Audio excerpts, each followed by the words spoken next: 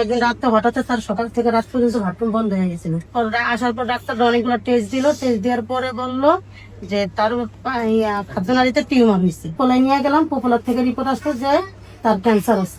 গ্যাস্ট্রোলজিক্যাল cancer. Cancer আছে। আমাদের এখানে মাত্র 4 মাস ট্রিটমেন্ট করার পরে আপনার সমস্ত রিপোর্ট নরমাল আসছে। আসসালামু আলাইকুম, আমি ডাক্তার এটিএম রেজাউল করিম, গণস্বাস্থ্য হোমিওতে থেকে বলতেছি। আপনাদের সামনে এমন একজন ব্যক্তির পরিচয় করে দিব যিনি ক্যান্সার থেকে জয়লাভ করে আমাদের সামনে আছে। উনি দীর্ঘ 4 মাস আমাদের চেম্বার থেকে ওষুধ সেবন করে আল্লাহর রহমতে উনি সুস্থ আছে, যার সমস্ত রিপোর্ট আপনাদেরকে দেখাবো এবং উনার সাথে আমরা সর্বপ্রথম পরিচয় করে দিচ্ছি। আপনার নাম?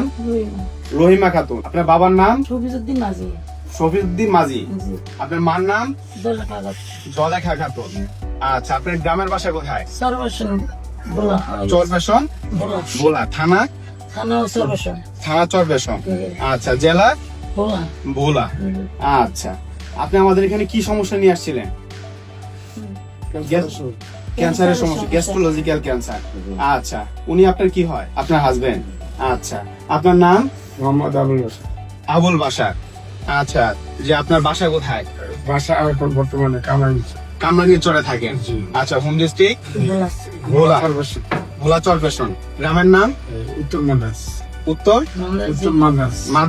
আচ্ছা, আমাদের এখানে আপনার ট্রিটমেন্ট করতেছেন কতদিন যাবত? 4 মাস। 4 মাস।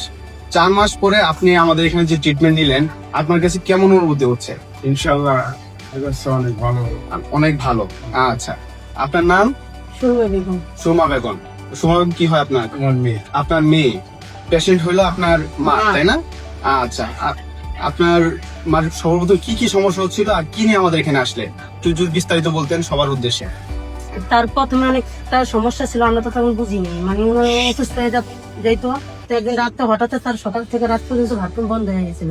আচ্ছা, তখন রাতের 2টা বাজে আমরা মেডিকেল নিয়ে আসি। রোগীর অবস্থা এতটাই খারাপ, মানে সে শাখা 2 দিন ধরে বাথরুমে যেতে পারতেছে না।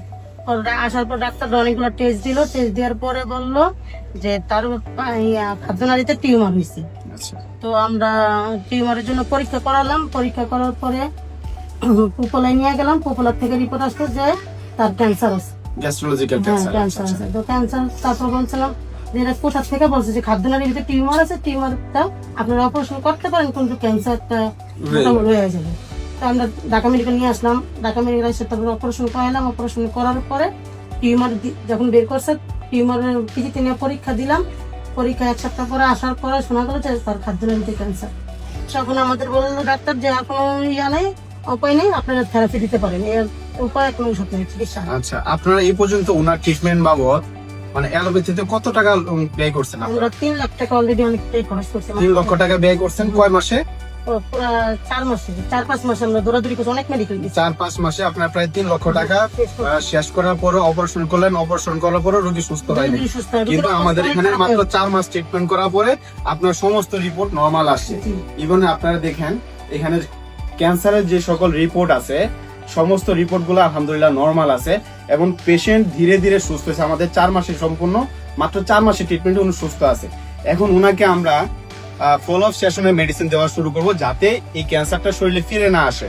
আপনারা জানেন আমরা ট্রিটমেন্ট করে ক্যান্সার গবেষক অধ্যক্ষ ডাক্তার SM সরোয়ার ওনার সাথে আমি ওনার সহযোদ্ধা হিসেবে কাজ করতেছি। আপনারা যারা বলেন ক্যান্সারের কোনো আনসার নেই, আমরা আমাদের টিম মেম্বার যারা আছি ক্যান্সার গবেষক অধ্যক্ষ ডাক্তার SM সরোয়ার সহ যে আমরা প্রায় 40 জনের মতন ডাক্তার আছি যারা আমরা বলি ক্যান্সার এর কোনো আনসার নেই, এই কথার কোনো ভিত্তি নেই। কারণ আমাদের এখানে প্রতিদিন যদি আপনি আসেন দেখবেন শনিরূপে আমাদের চেম্বারে অনেকগুলা পেশেন্ট আছে যাদের কাছে আপনি দেখতে পারবেন আমাদের ক্যান্সারের রোগী সুস্থ হওয়ার গল্প। তারা আসতেছে, তাদের সাথে আমরা কথা বলতেছি। আপনি আমাদের অফিসগুলো ভিজিট করতে পারেন এবং আমাদের জন্য দোয়া করবেন এবং আমাদের সাথে যোগাযোগ করার জন্য স্ক্রিনে দেওয়া নাম্বারে ফোন দিবেন। আসসালামু আলাইকুম।